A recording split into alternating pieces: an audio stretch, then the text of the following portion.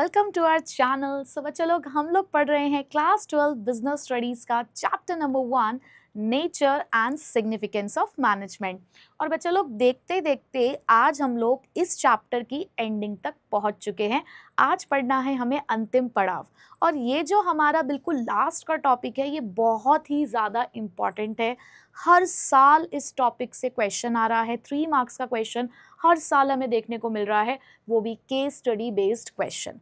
तो आज की क्लास तो होने वाली है बहुत ही ज़्यादा इम्पॉर्टेंट, तो ये वाली क्लास तो बिल्कुल मिस नहीं करनी है और एंड तक एक एक टॉपिक को बहुत अच्छे से समझना है, क्योंकि जब ये टॉपिक केस स्टडी में आता है तो अक्सर ये देखा गया है, पिछले 2 साल से ये चीज़ मैं नोटिस कर रही हूँ, क्योंकि लगातार 2 साल से ये वाला जो क्वेश्चन है ये 3 मार्क्स में पूछा जा रहा है और बच्चे इसको आइडेंटिफाई करने में गलत कर देते हैं और यहाँ पर वो मिक्स कर देते हैं उस टॉपिक को किसी दूसरे कॉन्सेप्ट के साथ। तो बहुत ही डिटेल में हम लोग आज ये वाला टॉपिक कवर अप करेंगे, बट उससे भी पहले आप लोगों को जितना भी हम लोग पढ़ चुके हैं, जितनी एक्रोनिम्स हम लोगों ने पढ़ी हैं, जितने भी मेन पॉइंट्स हमने पढ़े हैं, एटलीस्ट वो सारी चीज़ें एक बार फटाफट से आप लोग कमेंट बॉक्स में लिख दीजिए। 2 मिनट लगेंगे, आप वीडियो को स्टॉप करिए और वो सारी चीज़ें लिख दीजिए, ताकि मुझे भी पता चल सके कि आप रेगुलरली चीज़ों को रिवाइज कर रहे हैं और आप लोगों को ये पता चल सके कि आपके माइंड में चीज़ें कितनी रिटेन रह पा रही हैं। ठीक है, तो 2 मिनट का वेट करो और उसके बाद अपनी क्लास को स्टार्ट करो। सो बच्चों, आई होप कि आप लोगों ने सारी एक्रोनिम्स लिख ली होंगी और किसी को अगर कोई भूल भी गया होगा तो उसने उसको रिवाइज कर लिया होगा। तो अब मैं आपको यहाँ पर क्विक रिकैप देती हूँ जो हमने लास्ट क्लास में पढ़ा था। सो बच्चे, हम लोगों ने इस चैप्टर को यहाँ तक कवर अप कर लिया है, up to the functions of management.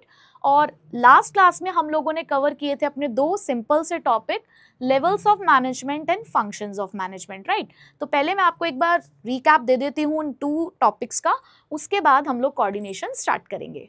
चलिए, तो ये था हमारा वो टॉपिक जिसको हमने लास्ट क्लास में डिस्कस किया, जहाँ पर हमने पढ़े लेवल्स ऑफ मैनेजमेंट। सबके लेवल निकलेंगे। तो बच्चे, लेवल्स ऑफ मैनेजमेंट के अंदर हम लोग ये ऑब्जर्व करते हैं कि किसी भी एक नॉर्मल ऑर्गेनाइजेशन के अंदर 3 लेवल्स एग्जिस्ट करते हैं, जिसको हम नाम देते हैं top level management, middle level management and lower level management. और इस लोअर लेवल ऑफ मैनेजमेंट को हम ऑपरेशनल लेवल मैनेजमेंट भी कहते हैं, हम सुपरवाइजरी लेवल मैनेजमेंट भी इसको कहते हैं। ये जो आपको एम्प्लॉयज और स्टाफ दिख रहा है, ये इस ऑपरेशनल लेवल के अंडर काम करते हैं। फिलहाल आपको यहीं तक इस वाले लेवल को कवर अप करते हुए चलना है, राइट। देन यहाँ पर हमने ये समझा कि what is level of management. तो हमने ये समझा कि लेवल ऑफ मैनेजमेंट क्या है।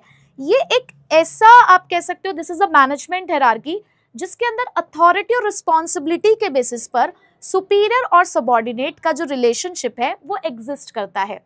जिसके पास ज्यादा पावर वो सुपीरियर, जिसके पास कम पावर वो सबऑर्डिनेट। सीधी सी बात है। जैसे कि घर में अगर आपके दादाजी हैं तो दादाजी के पास होगी सबसे ज्यादा पावर। यहाँ पर फिजिकल पावर की बात नहीं हो रही है बच्चों, यहाँ पर बात हो रही है ऑपरेशनल पावर की, कि आपके पास जिस ऑर्गेनाइजेशन में आप काम करते हैं वहां पर आपके पास कितनी अथॉरिटी और कितनी पावर है।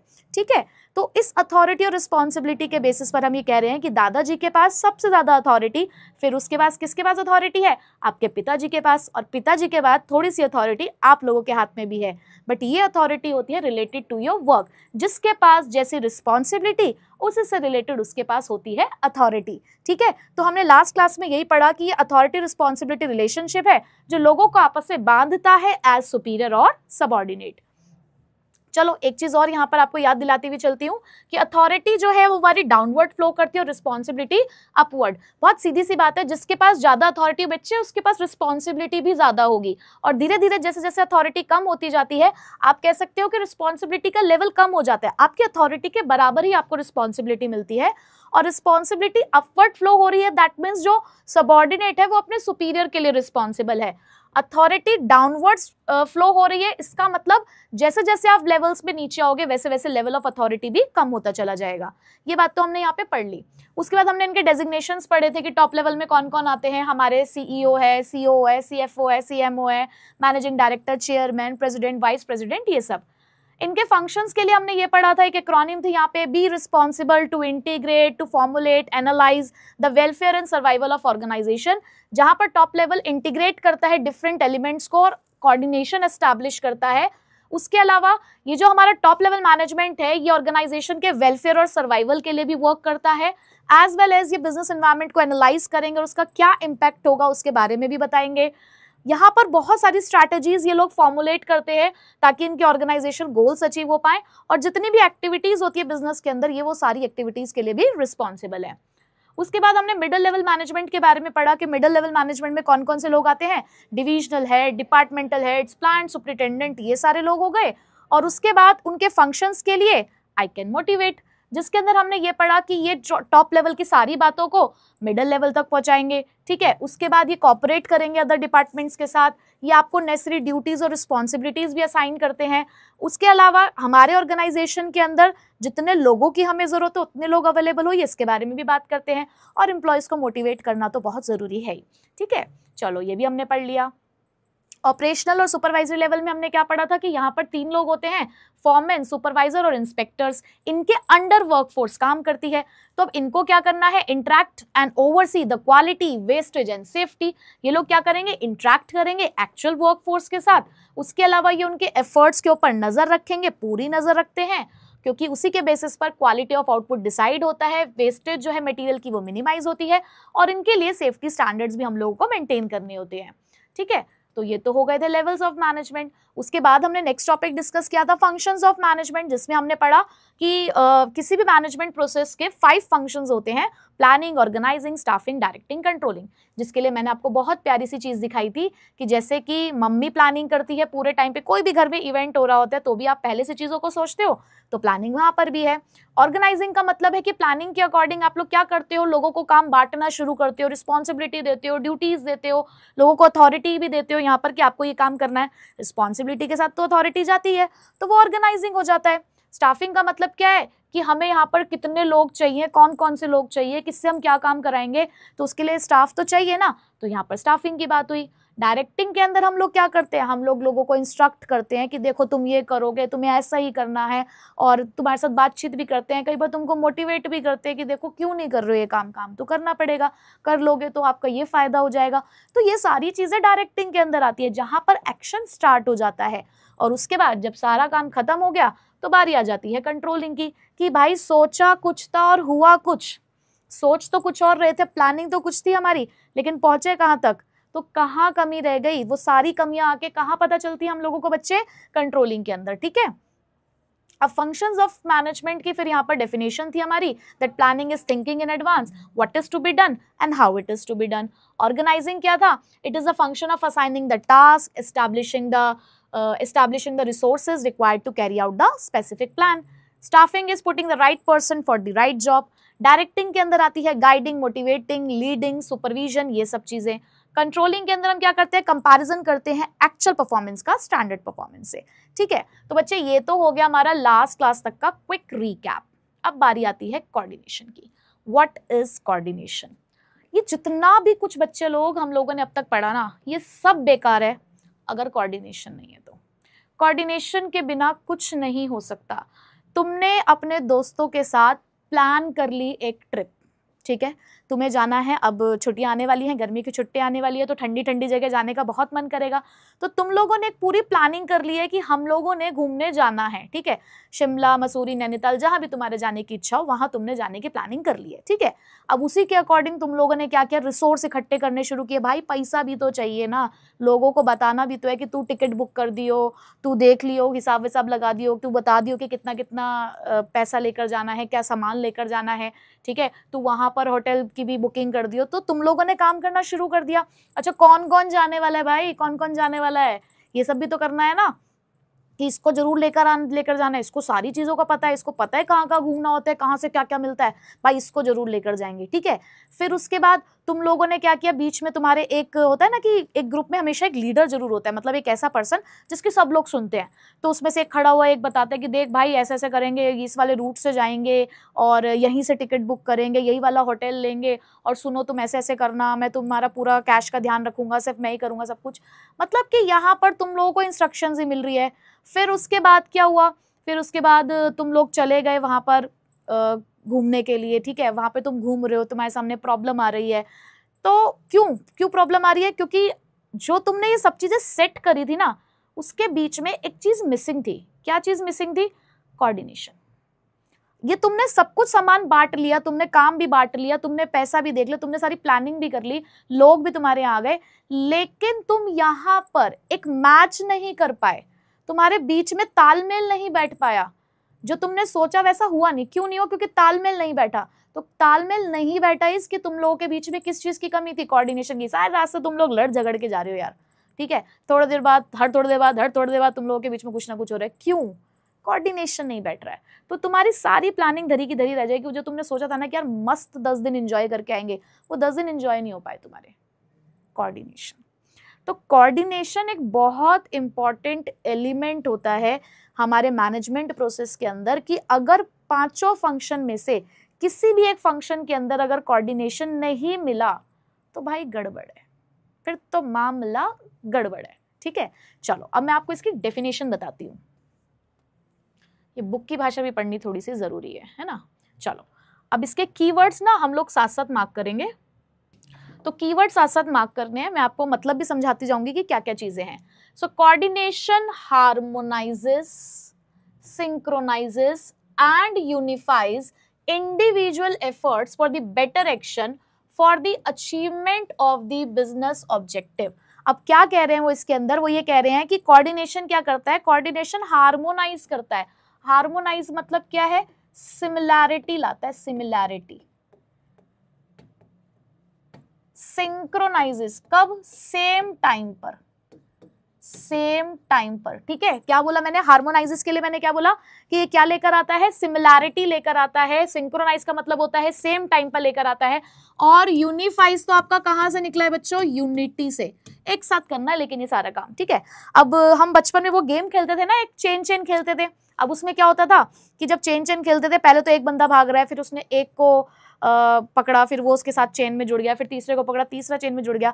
अब अगर तीनों की जो स्पीड है भागने की, अगर वो अलाइन नहीं करेगी, मतलब सेम टाइम पे नहीं भागेंगे, एक की हाइट बड़ी है, एक की हाइट छोटी है, सिमिलैरिटी नहीं है, कदम एक साथ नहीं बढ़ रहे हैं, तो क्या वो जो चेन चेन खेलने वाला जो उनका गेम चल रहा है बच्चे, क्या वो ढंग से खेल पाएंगे? कोई इधर भागेगा, कोई इधर भागेगा, कोई कहीं गिरेगा, कोई कहीं गिरेगा, चोट भी लगेगी। क्यों? क्योंकि उनके बीच में तीन चीजों की कमी आ गई। एक तो सिमिलैरिटी नहीं है भाई, हाइट अलग हो गई सबकी, है ना। सिंक्रोनाइजेशन नहीं है, सेम टाइम पे नहीं भाग रहे हैं। यूनिटी नहीं है, यूनिटी नहीं है मतलब कदम से कदम मिलाकर नहीं चल रहे हैं। एक्शंस में यूनिटी नहीं है, एक इधर की डायरेक्शन में भाग रहा है तो दूसरा दूसरी डायरेक्शन में भाग रहा है। तो बच्चे कोऑर्डिनेशन आपको हर जगह देखने को मिलता है। तो वो यही कह रहे हैं कि कोऑर्डिनेशन क्या है? कोऑर्डिनेशन हार्मोनाइज करता है। ये वर्ड्स वहां पर आपको केस स्टडी में मिलेंगे, इसलिए मैं आप बार बार इसके ऊपर स्ट्रेस कर रही हूँ, ठीक है। सो coordination harmonises, synchronises and unifies क्या? द इंडिविजुअल एफर्ट्स, के जितने भी लोग काम कर रहे हैं भाई, सबके लोगों के एफर्ट्स के बीच में, या सभी एक्टिविटीज के बीच में, सभी फंक्शंस के बीच में हमें इसे लेकर आना है। क्यों? क्योंकि भाई हमें अपने बिजनेस के ऑब्जेक्टिव्स को अचीव करना है, ठीक है जी। Okay, very good. अब इसका एक और एग्जाम्पल हम लोग लेते हैं। आपको ये फूलों की माला तो जरूर दिखाई दे रही होगी, है ना। अब ये फूलों की माला को जो पिरोया गया है वो एक धागे में पिरोया गया है ना।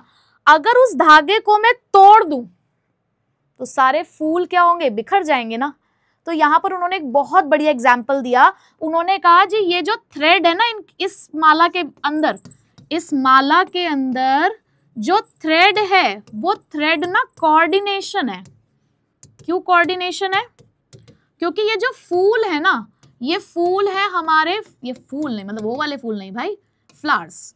ये जो हमारे फ्लावर्स हैं ये क्या है? फंक्शंस ऑफ मैनेजमेंट है। और इस कोऑर्डिनेशन ने इन सारे फंक्शंस ऑफ मैनेजमेंट को पिरो के रखा हुआ है। अगर तुमने इस धागे को तोड़ दिया तो क्या होगा? सारे फूल बिखर जाएंगे और आपका जो टारगेट है, जो ऑब्जेक्टिव है, वो आपका पूरा नहीं हो पाएगा। समझे? तो देखो यही लाइन उन्होंने यहां पर लिखी हुई है, it is the common thread that runs through all the activities. ये सारी एक्टिविटीज के बीच में है, चाहे प्रोडक्शन हो, सेल्स हो, फाइनेंस हो, परचेज हो, टू एंश्योर द, क्या लेकर आना है? मार्क करते जाओ, to ensure the continuity in the working of the organisation. ये वो धागा है जो हर एक एक्टिविटी के साथ चल रहा है, क्योंकि हमें क्या चाहिए? कॉन्टिन्यूटी चाहिए। So it is a thread in a garland, sorry ये गार्डन नहीं है भाई, दिस इज गार्लैंड, ठीक है। So it is like a thread in a garland that binds all other functions of management, जिसने सारे फंक्शंस ऑफ मैनेजमेंट को बांध के रखा हुआ है। अनदर की लाइन आपकी, अनदर इंपॉर्टेंट पॉइंट आपका, it is a binding force, ठीक है।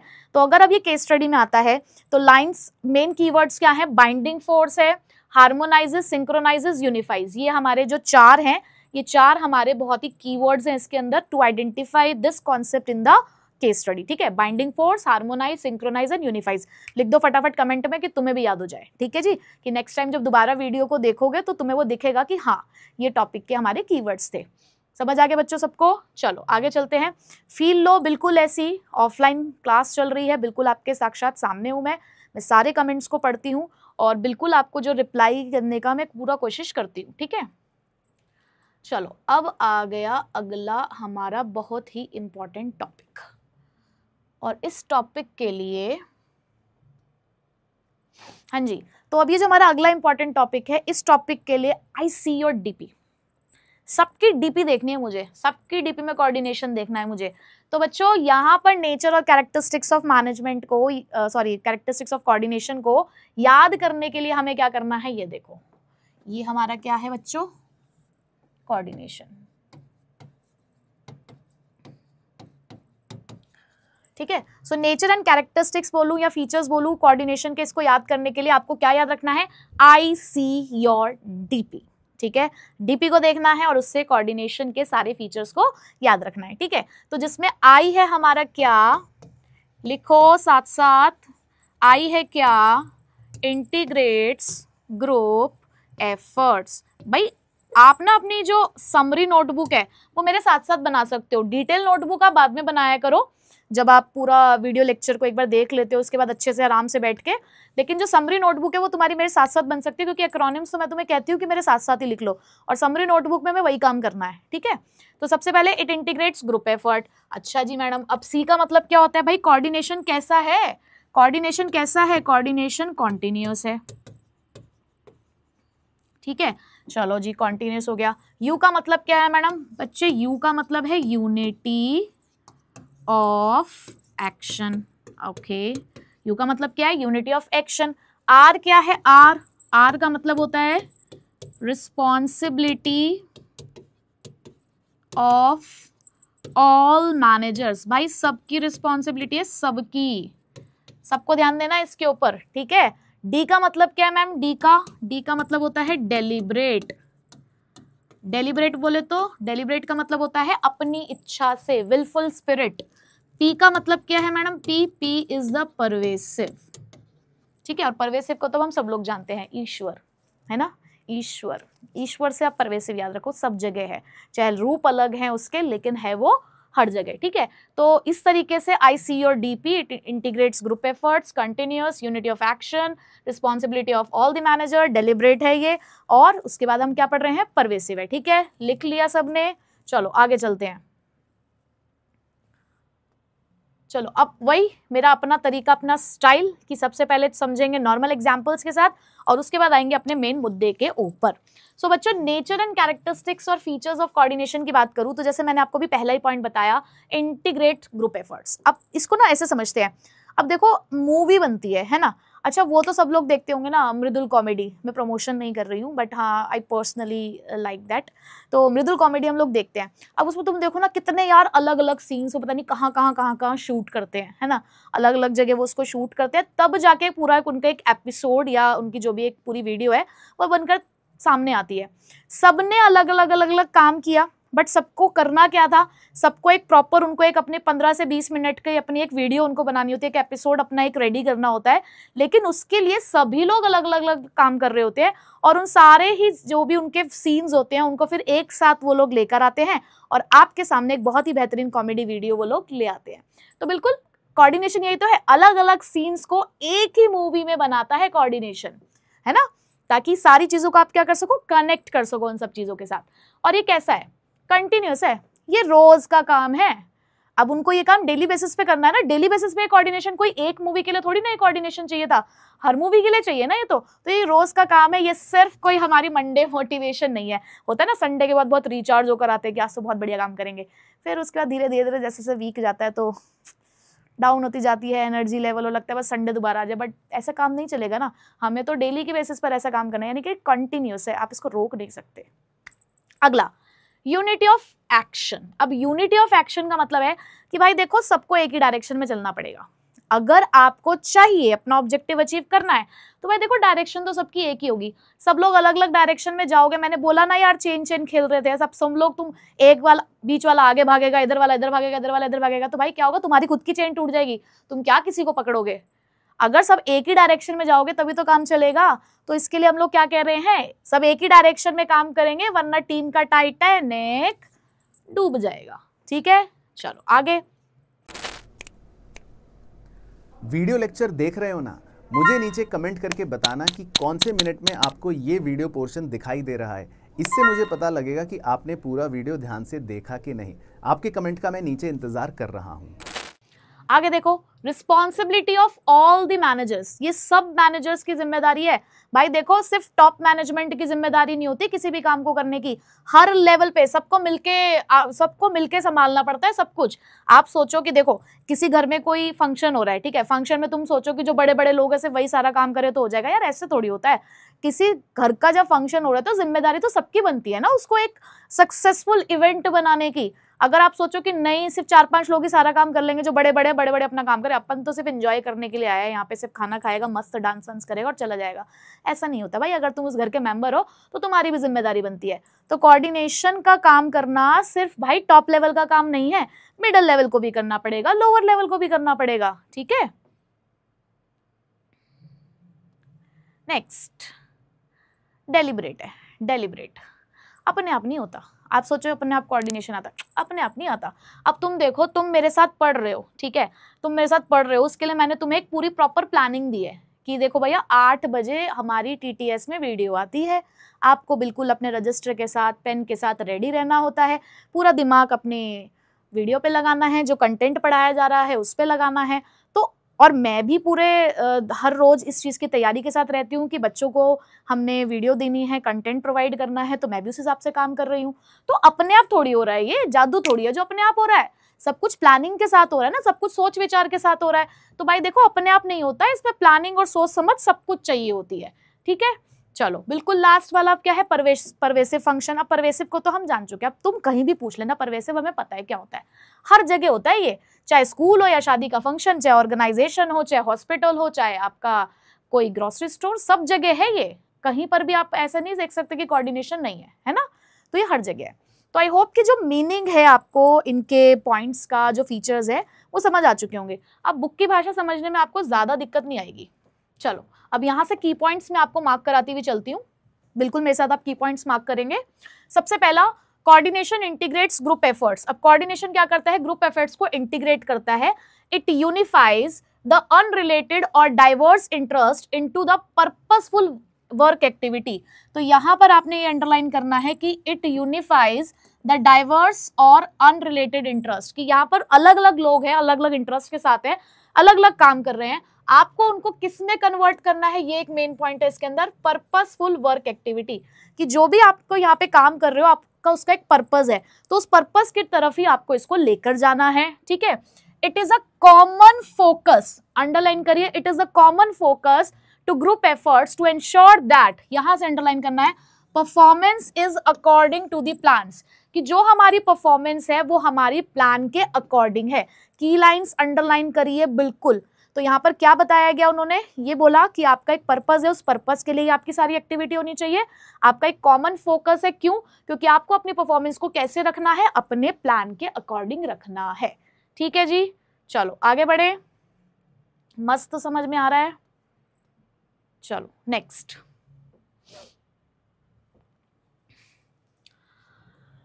अब नेक्स्ट देखें, coordination ensures unity of action. Actions में हमें यूनिटी चाहिए, कैसे? The purpose of coordination is to secure the unity of action in realisation of common purpose. अब देखो कोऑर्डिनेशन का यही पर्पज है कि हमें क्या करना है, एक्शंस में यूनिटी लानी है, ताकि क्योंकि हमने भी एक कॉमन पर्पज सोच के रखा हुआ है, हमने भी एक कॉमन ऑब्जेक्टिव सोच के रखा हुआ है, हमें उसे अचीव करना है। तो उसके लिए हमने सभी लोगों के एक्शन में, देखो काम सभी लोग कर रहे हैं, बस उसमें हमें क्या लेकर आनी है, एकता लेकर आनी है, एकता कपूर नहीं, यूनिटी, अपने काम में यूनिटी लानी है। चलो अब इसके अंदर आपने की लाइन कौन सी अंडरलाइन करनी है, it ensures unity of action. कैसे ये यूनिटी ऑफ एक्शन आता है? बाय एक्टिंग, यहां से acting as a binding force between departments and ensuring that all the action is aimed at achieving the goals of the organization। ये आपका पूरा point important है कि यहाँ पर हम लोग क्या कर रहे हैं, यूनिटी ऑफ एक्शन कैसे लेकर आते हैं कि हम यहाँ पर एक बाइंडिंग फोर्स देते हैं इसे, ताकि जितने भी डिपार्टमेंट्स हैं उन सभी के बीच में यूनिटी आए, सभी लोग जो हैं वो टारगेट की तरफ ही चले। अब जैसे कि हमारा टारगेट है कि इस हफ्ते 1000 यूनिट मार्केट में पहुंच जानी चाहिए, तो उसके लिए सिर्फ सेल्स डिपार्टमेंट काम नहीं करेगा, उसके लिए मार्केटिंग वाला काम करेगा, फाइनेंस वाला भी काम करेगा, प्रोडक्शन वाला भी काम करेगा, परचेज वाला भी काम करेगा। काम तो भाई सबको करना पड़ेगा। अगर से प्रोडक्शन वाला काम करके बैठ जाए, सेल्स वाला बेचे नहीं सामान को, तो काम हो जाएगा क्या? नहीं हो सकता ना। काम सबको करना पड़ेगा, तभी वो टारगेट अचीव होगा। तो सबके में यूनिटी आए ना कि भाई साइमल्टेनियसली सभी अपनी परफॉर्मेंस देते रहे। ठीक है, सेकेंड पॉइंट क्लियर सबको? हाँ या ना बोल दिया करो ऐसे कि इतने बजे हाँ मैडम हमें समझ में आ गया ये वाला पॉइंट। तुम्हें भी लगे ना कि हाँ साथ साथ पढ़ रहे हो। चलो आगे देखते हैं। Coordination is a continuous process. Continuous है, वन टाइम प्रोसेस तो ये है ही नहीं। अभी मैंने आपको बताया कि भाई ये एक बारी की तो प्रोसेस नहीं है, वन टाइम है, कंटिन्यूअस है। प्लानिंग से शुरू होगी, प्लानिंग से शुरू होगी और कहां तक जाएगी? कंट्रोलिंग तक जाएगी। क्यों? क्योंकि पहला फंक्शन होता है प्लानिंग और आखिरी फंक्शन होता है कंट्रोलिंग। तो भाई सबके बीच में कोऑर्डिनेशन चाहिए होता है हमें, एक ही फंक्शन में कोऑर्डिनेशन नहीं चाहिए, सभी फंक्शंस में चाहिए हमें कोऑर्डिनेशन। ठीक है, coordination is a pervasive function. Pervasive हम लोग जानते हैं परवेसिव फंक्शन है। क्यों परवेसिव है? Because it is required at all the types of organisation.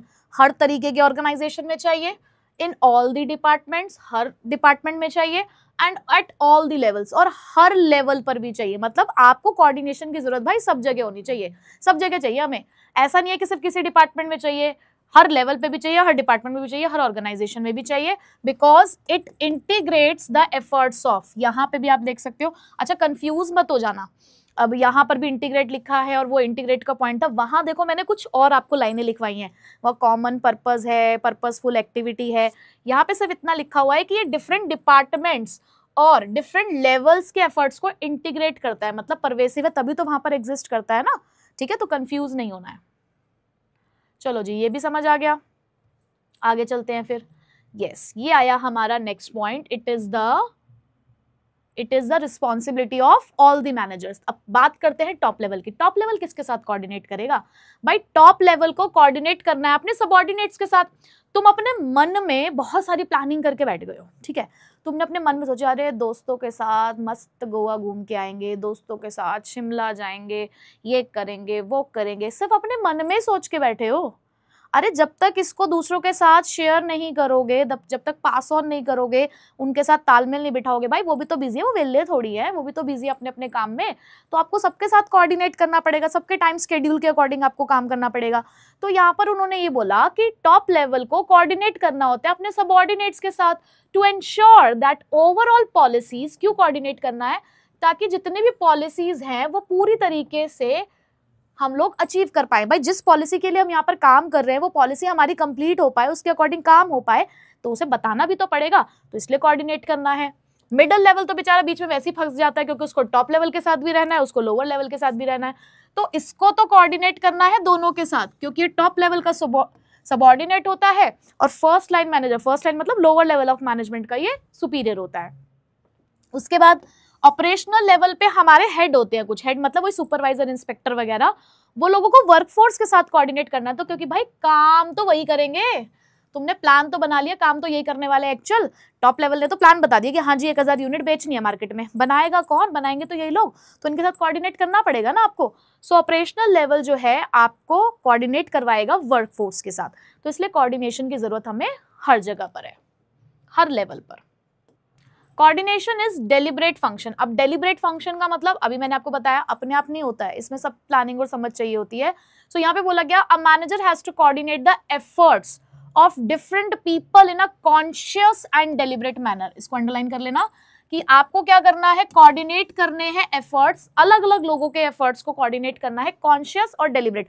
Deliberate मतलब अपनी इच्छा से, आपके अंदर एक विलफुल स्पिरिट होना चाहिए। आप लिख सकते हैं इसके लिए विलफुल स्पिरिट, ठीक है, एक विलफुल स्पिरिट होना चाहिए। विलफुल का मतलब होता है अपनी इच्छा, लिख लो, तो ये एक डेलिब्रेट फंक्शन है। क्यों? क्योंकि यहाँ पर आपके अंदर एक विलफुल स्पिरिट होना चाहिए कि आप कॉपरेट करना चाहते हो। भाई मैं यहाँ पर पढ़ा रही हूँ डेली, लेकिन अगर आप पढ़ना नहीं चाहते होगे तो मैं चाहे जितनी मर्जी मेहनत कर लूँ उसका कोई फायदा नहीं है। मेरी planning, organising, staffing, directing, controlling या सर के साथ भी जो भी हम लोगों का चल रहा है वो सब चीजें खत्म हो जाएगा। उन्होंने आपके लिए सोचा, एक बहुत अच्छी चीज सोची, वो सारी चीजें बेकार हो जाएंगी ना अगर आप टाइम से नहीं पढ़ोगे, अगर आप कॉपरेट नहीं करोगे, आप ध्यान नहीं दोगे, आप इधर उधर की चीजों पे ध्यान दोगे। तो ये सब चीजें कब पॉसिबल हो पाएंगी? जब आपका विलफुल स्पिरिट आएगा टू कॉपरेट विद मी, है ना। तो कोऑर्डिनेशन एक आपका डेलिब्रेट फंक्शन है, क्योंकि इसको डेलिब्रेट मैनर में ही आप अचीव कर सकते हो। Even where the members of the departments are willing to cooperate and work, coordination, यहाँ पे इसको अंडरलाइन करना है, coordination gives a direction to that willing spirit, कि अगर कोई जो मैनेजर है वो अपनी इच्छा से कोऑर्डिनेट, कॉपरेट करना चाहता है तो कोऑर्डिनेशन आपको डायरेक्शन देगा कि हाँ ऐसे आप कर सकते हो।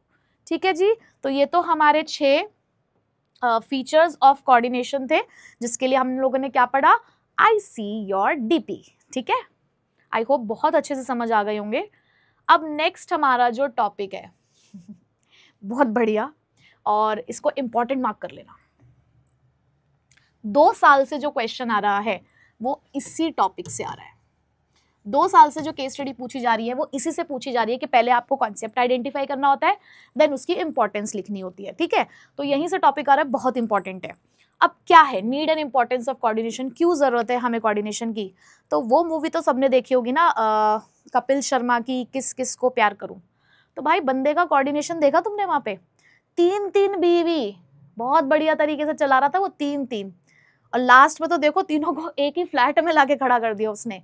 तो यहीं से मेरी एक्रोनिम निकली है कि when you have so many girlfriends you need coordination, क्योंकि अगर यहाँ कोऑर्डिनेशन बिगड़ा तो तुम्हारी जिंदगी का कोऑर्डिनेशन बिगड़ जाएगा। So when you have so many girlfriends you need coordination. तो यहाँ पे हमें SGF यहाँ पर पढ़ना है, जहां पर S का मतलब है बच्चे स्पेशलाइजेशन। S क्या है हमारा? स्पेशलाइजेशन। G है हमारा ग्रोथ इन साइज, और F से हमारा मतलब है फंक्शनल डिफरेंशिएशन। Functional differentiation. ठीक है, तो ये 3 हमारी इंपॉर्टेंस है, specialization, growth in size and functional differentiation. जल्दी से अपने समरी नोटबुक में लिख लो, उसे साथ साथ बनाओ, डिटेल नोटबुक बाद में बनाना। ठीक है, चलो मैं आगे। सुन लेती हूँ तुम्हारे मन की आवाज में, जब मैं बोलती हूँ ना चलूँ आगे, समझ आ गया, तो मुझे लगता है कि तुम बोल रहे हो, है ना। चलो ठीक है, पहले समझते हैं कि कह क्या रहे हैं ये ग्रोथ इन साइज। उन्होंने कहा कोऑर्डिनेशन कब चाहिए? जब ऑर्गेनाइजेशन का साइज बढ़े। मतलब कुछ ऐसा है बच्चों, थोड़ा सा अपने घर में ही चलते हैं जरा। देखो क्या होता है कि सपोज करो कि एक फैमिली के अंदर फिलहाल 4 लोग थे। कौन? मम्मी, पापा और उनके 2 बेटे। अभी बेटे अनमैरिड है, बट धीरे धीरे क्या हुआ, अब बच्चे बड़े हुए तो बच्चों की जिम्मेदारियां, बच्चों के लिए जो हमारे पेरेंट्स की जिम्मेदारी होती है वो उसको पूरा करा। तो उन्होंने क्या किया, अपने बड़े बेटे की शादी कर दी। तो घर में एक न्यू मेंबर एंटर हुआ। पहले 4 लोग थे, अब वो 5 हो गए, है ना।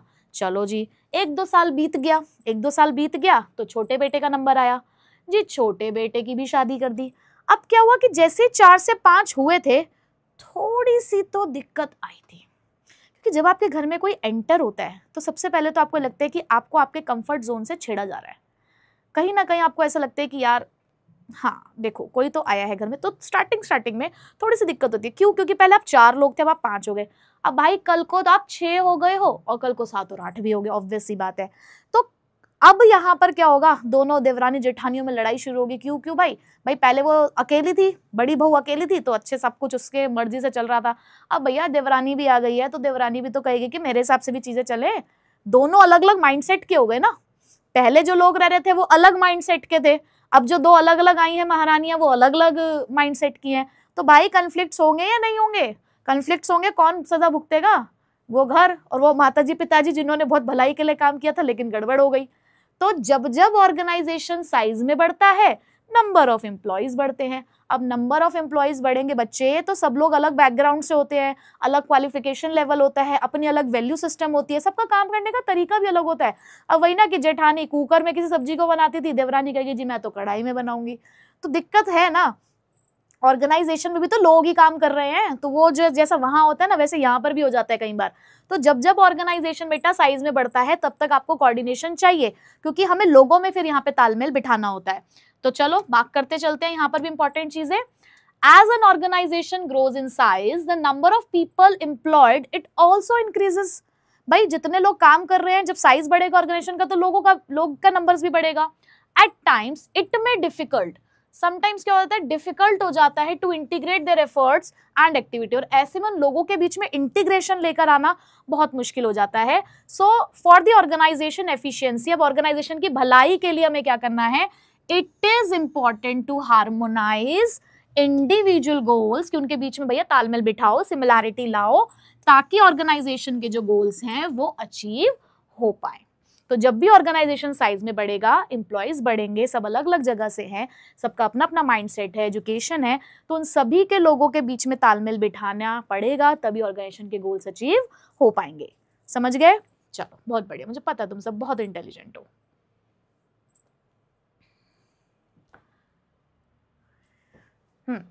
Next, functional differentiation. अब फंक्शनल डिफरेंशिएशन क्या होता है? अब फंक्शनल डिफरेंशिएशन कुछ ऐसा होता है कि आप सपोज करो कि एक ऑर्गेनाइजेशन है, अब एक ऑर्गेनाइजेशन में देखो एक ही काम तो होता नहीं है, एक ऑर्गेनाइजेशन में बहुत सारे काम होते हैं। अब वो बहुत सारे काम में जो डिपार्टमेंट्स इन्वॉल्व हो रहे हैं, अगर वो आपस में तालमेल नहीं बिठाएंगे तो क्या काम हो पाएगा? दूं एक और एग्जाम्पल दूं, चलें घर के अंदर ही, चलो घर के अंदर ही चलते हैं। अब देखो घर के अंदर क्या है कि वही देवरानी जेठानियां थी, काम बटा हुआ है, ठीक है जी। अब काम कुछ ऐसा बटा हुआ है कि जैसे खाना वाना बनाना है तो सबने बांट लिया है कि जो मम्मी जी हैं, मम्मी जी आटा गूंद दिया करेंगी और सब्जियां काट दिया करेंगी, ठीक है। जो बड़ी वाली बहू है वो सब्जी बना देगी, जो छोटी बहू है देवरानी है वो रोटियां बेल देगी। काम बट गए, अलग अलग फंक्शन हो गया। अब जो जेंट्स लोग हैं उनको क्या करना, उनको तो बैठ के खाना ही तो है ना, काम तो बेचारी वो 3 लेडीज कर रही हैं। अब यहाँ पर उनको खाना कब मिलेगा? जब इन तीनों के बीच में तालमेल होगा, जब मम्मी जी टाइम से आटा गूंद देंगी, सब्जी काट देंगी, जब बड़ी बहू सब्जी बना देगी टाइम से और छोटी बहू रोटी सेक देगी। सपोज करो कि मम्मी जी ने तो अपना काम कर दिया, बड़ी वाली बहू ने सब्जी नहीं बनाई, भाई रोटी किसके साथ खाएंगे? अब सपोज करो कि छोटी वाली ने रोटी नहीं बनाई, बाकी सबने काम कर लिया, तो बताओ भाई सब्जी किसके साथ खाएं? रोटी नहीं बनी है या मम्मी ने ही काम नहीं करा, तो भैया वो दोनों क्या करें? तो फंक्शनल डिफरेंशिएशन का मतलब है कि एक ऑर्गेनाइजेशन में भाई अलग अलग फंक्शंस परफॉर्म करने होते हैं। अब अगर उन अलग अलग फंक्शंस के बीच में कोऑर्डिनेशन नहीं होगा तो टास्क अचीव नहीं हो पाएगा, ठीक है। तो कोऑर्डिनेशन चाहिए। So in an organisation there may be separate department होते हैं, प्रोडक्शन के लिए, फाइनेंस के लिए, मार्केटिंग के लिए, ह्यूमन रिसोर्स के लिए, और इन सभी डिपार्टमेंट्स के अपने ऑब्जेक्टिव, अपनी पॉलिसी, अपनी स्ट्रैटेजी होती है। सबका अपना अपना काम होता है भाई, सब अपने हिसाब से काम करते हैं, अपने ऑब्जेक्टिव के अकॉर्डिंग, अपनी स्ट्रैटेजी के अकॉर्डिंग। तो यहाँ पर कॉन्फ्लिक्ट आ सकता है। तो अब कोऑर्डिनेशन कहाँ चाहिए? अंडरलाइन करना है, coordination is required to integrate the activities of various department. हमें अलग अलग डिपार्टमेंट के जो एफर्ट्स है उनको इंटीग्रेट करना होगा, यूनिटी लानी होगी, ताकि कॉन्फ्लिक्ट्स जो है इनके बीच में वो खत्म हो सके, ताकि उनके बीच में जो मतभेद है उसको हम हटा सके। ठीक है, समझ आ गया? Very good. आगे चलते हैं। Next, specialisation. अब स्पेशलाइजेशन क्या कहता है जी? अब स्पेशलाइजेशन के लिए फिर से एक एग्जांपल, लेकिन अब घर नहीं जाएंगे, ठीक है। अब थोड़ा सा जाएंगे हम कुछ रियलिटी शोज की तरफ, वहां पे बढ़ेंगे आगे और एक एग्जांपल को बहुत बढ़िया तरीके से समझेंगे। आपने देखा होगा कि बहुत सारे हमारे ये सिंगिंग रियलिटी शोज होते हैं, डांसिंग रियलिटी शोज होते हैं। जनरली इसके अंदर 3 जजेस बैठे होते हैं, ठीक है। अब जो ये 3 जजेस हमारे यहाँ पर बैठे होते हैं और एक कंटेस्टेंट जो इनके सामने परफॉर्म करता है, आप मुंबई आएंगे, आपको मिलती है गोल्डन टोपी। वो कब मिलेगा? आपको मिलते हैं गोल्डन विंग्स। वो कब मिलेंगे? कब मिलते हैं? तीनों ही जो लोग बैठे होते हैं जजेस बन के, वो तीनों ही उसी फील्ड से रिलेटेड होते हैं, मतलब ऑलमोस्ट उसी इंडस्ट्री से होते हैं, उसी फील्ड से होते हैं। अब तीनों को लगता है कि भाई, तुमने देखा होगा कई बार उनके बीच में भी लड़ाई हो जाती है ना। एक कहता है जी आप मुंबई आ सकते हैं, हमें आपका गाना बहुत पसंद आया, हमें आपका डांस बहुत पसंद आया, आप मुंबई चलिए हमारे साथ, आपको मिलते हैं गोल्डन विंग्स या सिल्वर विंग्स। और वहीं पे जो 2 हैं वो मना कर रहे हैं, कि नहीं, बेटर लक नेक्स्ट टाइम, आपको अगली बार थोड़ा सा और प्रैक्टिस करके आना, या दो ने हाँ कर दी एक ने हाँ नहीं करी। अब यहाँ पर डिफरेंसेस आ गए ना, क्योंकि वो तो स्पेशलिस्ट है, तीनों अपनी अपनी फील्ड में भाई बेहतर लोग हैं, स्पेशलिस्ट है वो। अब तीनों ही कहते हैं मैं तेरी क्यों सुनूं और तू मेरी क्यों सुने। भाई सिंपल सी बात है, वो कहते हैं कि जो तू कर रहा है यहाँ बैठ के वही तो मैं कर रहा हूँ, हम तीनों सेम लेवल पर हैं, मैं तेरी ही क्यों सुनूं। तू कह रहा है कि नहीं आना चाहिए, क्यों नहीं आना चाहिए भाई, मैं तो लेके जाऊंगा। या वो कहता है कि तू कह रहा है नहीं जाना चाहिए, मैं तो कह रहा हूँ इसको हम लेके जाएंगे। तो भाई आपस में प्रॉब्लम आ रही है ना, ओपिनियंस में प्रॉब्लम आ रही है, उनके एक दूसरे से तालमेल नहीं बैठ रहा। बट इसके लिए कौन सफर कर रहा है, वो सामने बेचारा कंटेस्टेंट, वो इंतजार कर रहा है अरे यार इनकी लड़ाई खत्म हो, इनकी स्क्रिप्टेड लड़ाई खत्म हो तो मैं चलूं आगे। भाई लेना है तो लो हमें अपने शो में, नहीं लेना तो बताओ, फिर हम कुछ और काम करें। तो सफर कौन कर रहा है अल्टीमेटली, वो कंटेस्टेंट। तो बिल्कुल यही होता है ऑर्गेनाइजेशन में भी, कि आजकल का जो ऑर्गेनाइजेशन है वो मॉडर्न ऑर्गेनाइजेशन है, उन लोगों को भी एक्सपर्ट एडवाइस चाहिए, स्पेशलिस्ट एडवाइस चाहिए। बट जब तक स्पेशलिस्ट किसी एक पॉइंट पे आके नहीं रुकेंगे, कोई एक डिसीजन मिलकर नहीं लेंगे, तब तक ऑर्गेनाइजेशन के अंदर कोई भी डिसीजन नहीं लिया जाएगा। अटक गया ना वहां पर डिसीजन। तो बिल्कुल यही बात उन्होंने यहाँ पर बताई, that in order to achieve the high degree of specialization organization need to employ the number of specialist, कि भैया नंबर ऑफ स्पेशलिस्ट हमें यहाँ पर एम्प्लॉय करने पड़ते हैं क्योंकि हमें स्पेशलाइजेशन चाहिए। अब यहाँ पर हमें अंडरलाइन करना है, these specialist do not take the advice और सजेशन फ्रॉम अदर, किसी से एडवाइस और सजेशन नहीं लेते हैं ये आपस में। यहाँ पर क्या जाता है, कॉन्फ्लिक्ट्स आ जाते हैं डिफरेंट स्पेशलिस्ट के बीच में। So therefore coordination is required, तो यहाँ कोऑर्डिनेशन की जरूरत है by the independent person to reconcile the differences. कहाँ पे जो डिफरेंसेस आ रहे हैं, अप्रोच, इंटरेस्ट और ओपिनियंस में, कि हमें यहाँ पे कोऑर्डिनेशन क्यों चाहिए, क्योंकि स्पेशलिस्ट के अप्रोच अलग है, इंटरेस्ट अलग है, ओपिनियंस अलग है सबके, तो उनके बीच में हमें क्या चाहिए, हमें चाहिए कोऑर्डिनेशन, ताकि भाई हमारा डिसीजन यहाँ पर लिया जा सके। समझ आया? So when you have so many girlfriends, you need coordination. How? Because you need specialization, because there is the functional differentiation, and your organization is growing in size. तो आपका ऑर्गेनाइजेशन साइज में बढ़ भी रहा है, तो इस वजह से भी। ठीक है जी, आई होप कि आपको बहुत अच्छे से समझ में आ चुका होगा। और अगर आप लोगों ने यहाँ तक समझ लिया है ना बच्चे, तो हो गया सब कुछ। बस एक सिंपल सा लास्ट का टॉपिक बचा है, बहुत इंपॉर्टेंट भी नहीं है, बट स्टिल हमें पढ़ के जरूर जाना है वो भी, बट ऑलमोस्ट डन हो चुका है। बहुत मजा आया ना इस वाले टॉपिक में, ये मेरा अपना फेवरेट टॉपिक है। चलो अब बिल्कुल लास्ट का एक टॉपिक, एसेंस ऑफ कोऑर्डिनेशन। अब क्या कहता है ये टॉपिक? अब ये टॉपिक ऐसा कहता है कि हमने ये बात तो पढ़ ली कि यार कोऑर्डिनेशन ना बाइंडिंग फोर्स है, वही आप उसको कह रहे हो कि वो थ्रेड है, और अगर वो थ्रेड टूट गया तो सारे फंक्शंस बिखर जाएंगे। तो इस चीज को हम यहाँ पर समझाने जा रहे हैं कि कैसे, आप ये बात जो कह रहे हो ये कैसे है यहाँ पर। तो आप कह सकते हो कि जैसे हम लोग परफ्यूम्स यूज करते हैं, हम लोग डिओ यूज करते हैं, तो अगर किसी एक पर्टिकुलर रूम में अगर आपने उसको स्प्रे किया, तो कहीं ना कहीं उसकी जो खुशबू है, उसकी जो फ्रेग्रेंस है, वो पूरे कोने कोने में जाती है। बिल्कुल कोऑर्डिनेशन ऐसा ही है कि ये जब इस्तेमाल होता है तो ये हर फंक्शन में आपको देखने को मिलता है। ठीक है, कैसे? देखो, सबसे पहले प्लानिंग स्टेज पे अगर मैं बात करूं तो कोऑर्डिनेशन चाहिए between the policies, rules and procedure. Policy, rule, procedure, इन सबके बीच में कोऑर्डिनेशन होना चाहिए। आपका मास्टर प्लान और डिपार्टमेंटल प्लान, आपका एक बड़ा प्लान है, उस प्लान को आपने अपने अपने डिपार्टमेंट से बांटा, तो उन सबके बीच में कोऑर्डिनेशन होना चाहिए। ऑर्गेनाइजिंग में कहा चाहिए, there should be the coordination between the work assigned and resources allocated. मैंने तुम्हें कहा कि तुमको बीएसटी के अंदर चैप्टर नंबर 1 याद करके आना है। ठीक है, काम दे दिया, बीएसटी में चैप्टर नंबर 1 याद करके आना है, नोट्स भेज दूंगी। नोट्स भाई साहब मैंने तुमको भेजे इकोनॉमिक्स के, रिसोर्स दिया इकोनॉमिक्स का, काम दिया बिजनेस का, हो पाएगा क्या? खराब हो गया ना कोऑर्डिनेशन। चलो स्टाफिंग में कहा चाहिए coordination between the skills of a worker and job assign to them. ठीक है, अब क्या हुआ जी, मुझे तो कॉमर्स फील्ड से हूं, तो मुझे बिजनेस स्टडीज अच्छे से पढ़ाने के लिए आती है। सर ने मुझे कहा कि मैम आपको ना हिस्ट्री पढ़ानी है, बायोलॉजी पढ़ानी है। मैंने कहा सर क्या कह रहे हो, मैं तो नहीं पढ़ा पाऊंगी। भाई मैंने तो कॉमर्स फील्ड से करी है पढ़ाई अपनी, मैं कैसे हिस्ट्री और बायो पढ़ा दूं? सॉरी, मैं नहीं कर पाऊंगी ये काम। तो यहाँ पर हो गया ना कोऑर्डिनेशन बेकार, कि स्किल्स कुछ और थे, जॉब कुछ और दी गई। तो आपको इसके बीच में भी कोऑर्डिनेशन बिठाना है कि आपका वर्कर का स्किल क्या है और आप उसे काम क्या देते हो। डायरेक्टिंग में कहाँ होना चाहिए coordination? Between the superior and subordinate.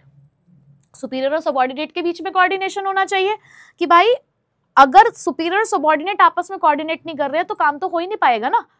और या फिर इसके अंदर आप एक और एग्जांपल ले सकते हो कि मुझे मोटिवेट करेगा कंपनी में स्टेटस, मुझे पैसा मोटिवेट नहीं कर रहा, मुझे दूसरे बेनिफिट्स मोटिवेट करे कि आप मुझे स्टेटस दिखाओ, अच्छा स्टेटस मुझे ऑफर करो, या मेरी तारीफ कर दो ऑर्गेनाइजेशन में। हर चीज पैसा मेरे लिए मोटिवेट नहीं कर रहा है, तो आप मेरे लिए क्या मोटिवेशनल सोर्स यूज कर रहे हो और मुझे क्या चाहिए, उसके बीच में भी कोऑर्डिनेशन चाहिए, तो वो डायरेक्टिंग में ही आता है। नेक्स्ट, कंट्रोलिंग की अगर मैं बात करूं तो कंट्रोलिंग में हमें क्या चाहिए, there must be coordination between the actual performance and standard performance. भाई देखो, टास्क तो तभी अचीव होगा ना जब आप स्टैंडर्ड परफॉर्मेंस तक पहुंचोगे। तुमने सोचा अच्छा लेकर आएंगे 80 में से 75 ले आएंगे, पर तुम फिलहाल ला 30 रहे हो, तो कहीं ना कहीं आप देखो ना कि स्टैंडर्ड और एक्चुअल में कितना डिफरेंस है। तो कोऑर्डिनेशन यहाँ भी चाहिए, ठीक है। तो कोऑर्डिनेशन आपको हर एक फंक्शन में कैसे चाहिए मैंने आपको बता दिया, और इसी टॉपिक को हमने नाम दिया the essence of coordination. And मुबारक हो बालकों, आपका ये चैप्टर, बहुत ही बेहतरीन वाला चैप्टर, आज हो गया है समाप्त। तो जरा एक बार देख लो। तो बच्चों, ये सारे टॉपिक्स थे जो हम लोगों ने इस वाले चैप्टर में कवर अप किए हैं, ठीक है। आप एक बार देख सकते हैं, सारे ही टॉपिक्स हम लोग कवर कर चुके हैं और इसी के साथ हमारा ये वाला चैप्टर कंप्लीट होता है। आई होप आपको चैप्टर बहुत अच्छे से समझ में आया होगा, सारे कॉन्सेप्ट्स आपके क्रिस्टल क्लियर होंगे और पढ़ने में आपको मजा भी आया होगा। हमें यहाँ पे सिर्फ पढ़ना ही नहीं है, हमें इंजॉय करके पढ़ना है अपने, बिल्कुल मतलब ऐसे नहीं पढ़ना कि यार पढ़ाई है, बोरिंग तरीके से तो बिल्कुल पढ़ना नहीं है, हमें बिल्कुल इंजॉय भी करना है और पढ़ना भी है, ठीक है। सो बच्चों, इस चैप्टर को अच्छे से प्रिपेयर कर लीजिए, कोई बैकलॉग है तो उसे कंप्लीट कर लीजिए, क्योंकि अब बारी आएगी इवैल्यूएशन की। तो अब मिलेंगे आपसे नेक्स्ट वीडियो में कुछ इवैल्यूएशन वाली चीज़ों के साथ। थैंक यू सो मच इस लेक्चर को पूरा ध्यान से देखने के लिए। आई होप आपको ये पूरा वीडियो लेक्चर बहुत अच्छे से समझ आया होगा। मुझे कमेंट करके ज़रूर बताना कि क्या ये वीडियो लेक्चर आपको अच्छे से समझ आया, और अगर आपके मन में कोई भी डाउट है इस वीडियो के अंदर तो प्लीज़ मुझे कमेंट करना, मैं पूरी कोशिश करूँगा आपके रिप्लाई करने की। हमारे चैनल को सब्सक्राइब ज़रूर कर लेना, और यहाँ पर जो प्लेलिस्ट्स आ रही हैं उन्हें अच्छे से फॉलो करना, इसमें आपकी कंप्लीट प्रिपरेशन हो जाएगी। एंड जाने से पहले हमारे इन सोशल मीडिया अकाउंट्स पर मेरे साथ पर्सनली कनेक्ट हो सकते हो, और मुलाकात करूँगा अब आपसे आपकी नेक्स्ट वीडियो में।